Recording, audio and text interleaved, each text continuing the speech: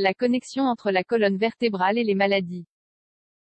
Savez-vous que les problèmes de colonne vertébrale peuvent se refléter sur les organes du corps? Il ne s'agit pas seulement des maux de tête ou de dos, mais également de troubles digestifs, respiratoires voire même gynécologiques. La colonne vertébrale est notre soutien, elle nous permet de marcher et de nous maintenir debout. Elle est plus importante que ce que l'on croit, car il y a un lien entre la colonne vertébrale et les maladies. Selon la médecine ancestrale, il existe une connexion entre la colonne vertébrale et les maladies dont on peut souffrir au quotidien. Vous voulez en savoir plus? Alors, lisez cet article. La colonne vertébrale et les maladies. Le cas le plus fréquent de lien direct entre la colonne vertébrale et les maladies est le mal de tête produit par un mauvais sommeil ou un mauvais mouvement. Toutefois, ce n'est pas l'unique connexion que nous pouvons faire entre les os et ce qui nous fait mal.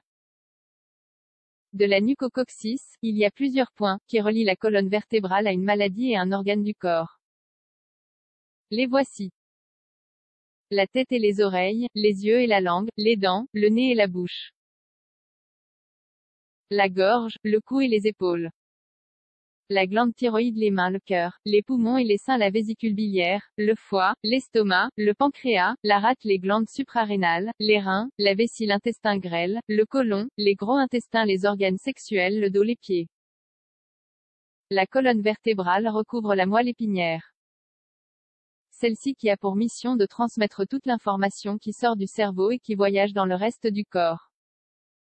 Elle est composée de différentes terminaisons nerveuses qui passent entre chaque vertèbre. Quand elle perd son alignement naturel, il y a un problème de communication. C'est alors que les douleurs ou les maladies apparaissent. Lorsqu'on ressent une gêne ou que l'on découvre une pathologie, nous avons la possibilité de déterminer quelle zone de la colonne s'est déconnectée du système. Ainsi, les problèmes au niveau des cervicales peuvent provoquer un engourdissement des mains. Quand le problème se trouve dans les vertèbres thoraciques, des douleurs d'estomac surviennent. Si le problème provient des lombaires, il peut y avoir une perte de sensibilité dans les jambes.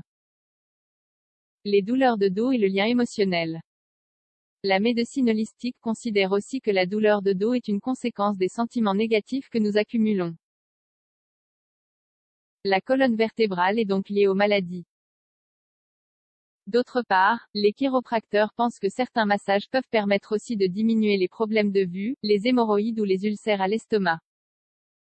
Pour pouvoir comprendre un peu mieux tout cela, il est bon d'en apprendre un peu plus sur les zones de la colonne vertébrale. Les vertèbres se divisent en cervicales, en dorsales et en lombaires. Certains ajoutent même la zone du sacrum et le coccyx. Quand il y a un problème sur l'une d'entre elles, les symptômes n'apparaissent pas seulement au niveau du dos. Les cervicales, la première cervicale, elle soutient la tête et ses douleurs peuvent être causées par la peur, les inquiétudes et la négativité. Elle provoque des migraines et des problèmes nerveux. La seconde cervicale, elle permet de bouger la tête et elle est connectée aux organes des sens, yeux, oreilles, nez et bouche. La troisième cervicale, si elle n'est pas en bonne santé, elle provoque des dommages sur la peau, les os et les nerfs du visage, les cernes et les dents. Concernant les émotions, elle génère l'isolement. La quatrième, cinquième et sixième cervicale, elles se trouvent au même niveau que la glande thyroïde et ont un lien entre elles. Elles sont connectées à la voix, la gorge et les cordes vocales. Leur endommagement peut donc provoquer des maladies du pharynx, du larynx etc.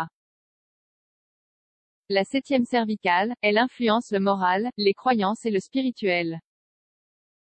Son état altéré peut enflammer les bras, les douces, les mains et les épaules, et empêcher les mouvements fluides. Les dorsales. La première dorsale, elle réagit lorsque nous ne nous posons pas de limites dans le sport, le travail ou les efforts quotidiens. Elle apporte des difficultés respiratoires.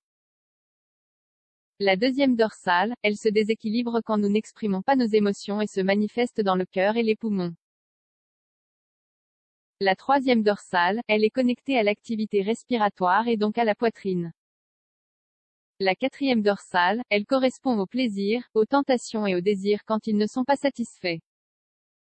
Elle peut aussi générer des problèmes au niveau de la vésicule biliaire. La cinquième dorsale, la mauvaise santé de cette vertèbre a un rapport avec la sensation de perdre le contrôle et se manifeste avec un mal-être hépatique et des problèmes de sang. La sixième dorsale, si elle n'est pas dans de bonnes conditions, elle provoque des douleurs d'estomac. La septième dorsale, elle réagit quand on ne se repose pas suffisamment et qu'on ne se détend pas. La huitième et la neuvième dorsale, elles se trouvent à la hauteur du diaphragme et le gèrent. Si vous avez très peur ou que vous êtes dans l'insécurité, c'est donc la première chose que vous ressentirez. Les maladies au niveau de la vessie, les allergies ou l'urticaire sont donc les réactions les plus communes.